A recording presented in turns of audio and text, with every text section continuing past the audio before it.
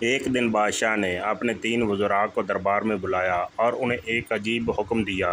ایک ایک تھیلا لے کر شاہی باغ میں چلے جاؤ اور میرے لیے بہترین پھل ڈھونڈ کر لے کر آؤ۔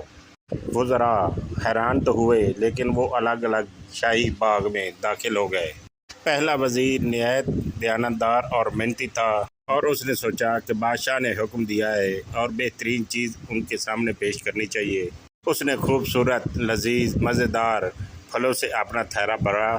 دوسرا وزیر اتنا سست تھا کہ اس نے کہا کہ بادشاہ کے پاس اتنا وقت کہاں کہ وہ ان پھلوں کو دیکھتا رہے، اور اس نے کچے، پکے، گلے سڑے سب پھلوں سے اپنا تھیلا بھر لیا۔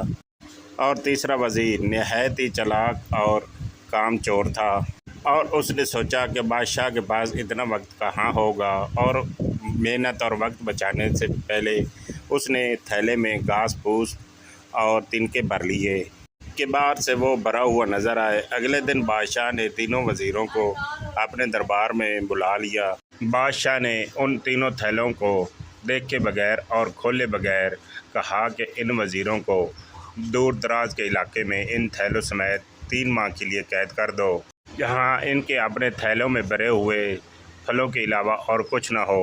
تینوں وزراء کی جیل میں حالت مختلف تھی۔ پہلا وزیر اپنے بہترین پھلوں کے ساتھ 3 ماہ آرام سے گزار گیا۔ دوسرا وزیر جس نے ملے جلے پھل جمع کیے تھے اسے مشکل پیش آئی۔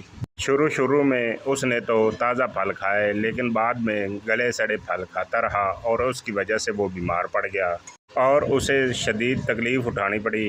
تیسرا وزیر جس نے گھاس پھوس اور پتے جمع کیے تھے وہ چند ہی دنوں میں بھوک کی وجہ سے مر گیا۔ اس کے پاس کھانے کو کچھ نہ تھا۔